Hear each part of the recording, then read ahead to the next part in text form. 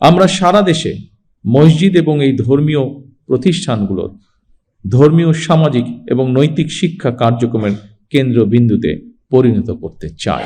প্রত্যেকটি জেলা এবং উপজেলায় আইন শৃঙ্খলা কমিটিতে একজন ইমাম অথবা একজন খতিব অথবা সেই এলাকার ধর্মীয় অন্য কোনো ধর্মের ধর্মীয় গুরু, তাদেরকেও আমরা সিদ্ধান্ত নিয়েছি একজন সদস্য আমরা রাখব।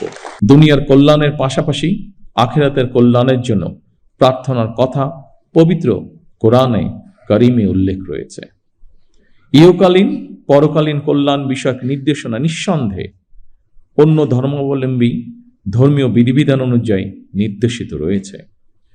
সুতরাং ধর্মীয় বিধিবিধানের আলোকেই আপনারা আপনাদের শিক্ষা, দীক্ষা ও যোগ্যতা এবং অভিজ্ঞতাকে কিভাবে আরো বেশি করে দেশ এবং জনগণের কল্যাণের প্রয়োগ করতে পারেন, সেই চিন্তা এবং চেষ্টাও অব্যাহত রাখা অত্যন্ত জরুরি এই দেশের জন্য। অর্থনৈতিকভাবে সমৃদ্ধ রাষ্ট্র মানুষের জীবনে হয়তো আর্থিক স্বাচ্ছন্দ্য নিশ্চিত করে, কিন্তু ধৈর্য, সততা, কৃতজ্ঞতা বোধ, শ্রদ্ধা, আনুগত্য, সংহতি, সহনশীলতা, উদারতা, বন্ধুত্ব, বিনয়, দায় কিংবা দয়া, এই সমস্ত বৈশিষ্ট্যগুলো অর্জন ছাড়া একজন ব্যক্তি মানবিক গুণাবলী সম্পন্ন হয়ে উঠতে পারে না। এই ধরনের মানবিক বৈশিষ্ট্যগুলো অর্জনের জন্য ধর্মীয়, সামাজিক, নৈতিক মূল্যবোধে উজ্জীবিত হওয়া অত্যন্ত জরুরি বলে আমি মনে করি।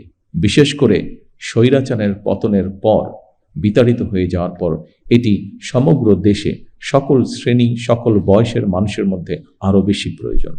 বিশেষ করে আগামী দিন যারা এই দেশকে নেতৃত্ব দেবে তাদের জন্য আরো বেশি প্রয়োজন। এই ধরনের মানবিক বৈশিষ্ট্যগুলো অর্জনের জন্য ধর্মীয়, রাজনৈতিক, সামাজিক, নৈতিক মূল্যবোধে উজ্জীবিত হওয়া অত্যন্ত জরুরি। রাষ্ট্র, সমাজ এবং প্রতিবেশ থেকে অর্জিত আচরণ থেকে মানুষ তার শুদ্ধ জীবন এবং সুস্থ চিন্তার মানসিক নির্দেশনা পায়। পবিত্র হাদিসে বলা হয়েছে, যার আমানতদারি নেই, যার কাছে নিরাপত্তা নেই, সে প্রকৃত ঈমানদার নয়। যার ওয়াদা ঠিক নেই, তার কোনো ধর্মও নেই। প্রতিহিংসা এবং সহিংসতা মুক্ত একটি নিরাপদ সমাজ বিনির্মাণের ক্ষেত্রে ধর্মের এই উদার নৈতিক শিক্ষণীয় বিষয়গুলো অতুলনীয়। আমার বিশ্বাস, একটি নৈতিক, সমৃদ্ধ মানব সমাজ গঠনের জন্য প্রতিটি ধর্মেই এ ধরনের ইতিবাচক বার্তা রয়েছে। সেজন্যই সম্মানিত উপস্থিতিবৃন্দ, সকল ধর্মের সম্মানিত নেতৃবৃন্দ, গুরুবৃন্দ, একটি ধর্মীয়, সামাজিক, নৈতিক মূল্যবোধে সমৃদ্ধ মানবিক মানসিকতা তৈরির ক্ষেত্রে আপনাদের মতন ধর্মীয় জ্ঞানসম্পন্ন মানুষদের ভূমিকা অত্যন্ত গুরুত্বপূর্ণ।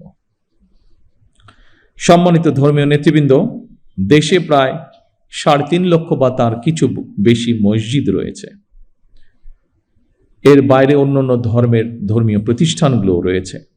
আমরা সারা দেশে মসজিদ এবং এই ধর্মীয় প্রতিষ্ঠানগুলোর ধর্মীয়, সামাজিক এবং নৈতিক শিক্ষা কার্যক্রমের কেন্দ্রবিন্দুতে পরিণত করতে চাই। স্বাধীনতার ঘোষক শহীদ রাষ্ট্রপতি জিয়াউর রহমান সরকারের সময় দেশে প্রথমবারের মতন ইমাম প্রশিক্ষণ একাডেমি চালু হয়েছিল 1993 সালে, যা এখানে আমাদের আজকের একজন আলোচক উল্লেখ করে গিয়েছেন। 1993 সালে বেগম খালেদা জিয়া সরকারের সময় মসজিদ ভিত্তিক শিশু এবং গণশিক্ষা কার্যক্রম চালু হয়েছিল।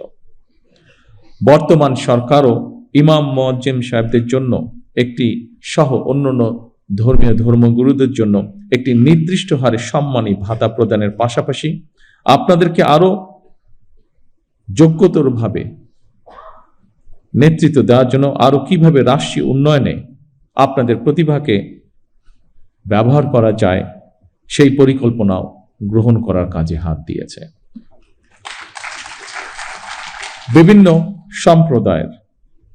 বিভিন্ন ধর্মীয় সম্প্রদায়ের সম্মানিত নেতৃবৃন্দ, খতিব ইমাম মুয়াজ্জিমদের সম্মানী ভাতা দেওয়ার যে কর্মসূচি বর্তমান সরকার, আপনাদের সরকার চালু করেছে, এই কর্মসূচির অধীনে প্রথম পর্যায়ে পাইলটিং স্কিমের আওতায় মোট 4,908টি মসজিদ, 990টি মন্দির এবং 144টি বৌদ্ধ বিহারে মোট 16 জন 992 জন এই মাসিক সম্মানী পাওয়া শুরু করেছেন আজ থেকে।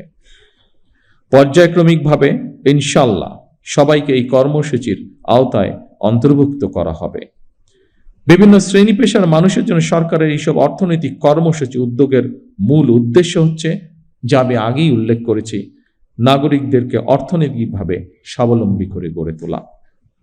তবে আপনাদের কাছে একটি বিনীত আহ্বান, আপনারা কেউ মসজিদে কিংবা যার যার ধর্মীয় উপাসনালয় দায়িত্ব পালনের পাশাপাশি নিজেদেরকে বিভিন্ন অর্থনৈতিক সামাজিক কর্মকাণ্ডে সম্পৃক্ত করতে চাইলে আপনাদের সেই উদ্যোগ বাস্তবায়নে সরকারের সর্বোচ্চ চেষ্টা থাকবে সহযোগিতা করা।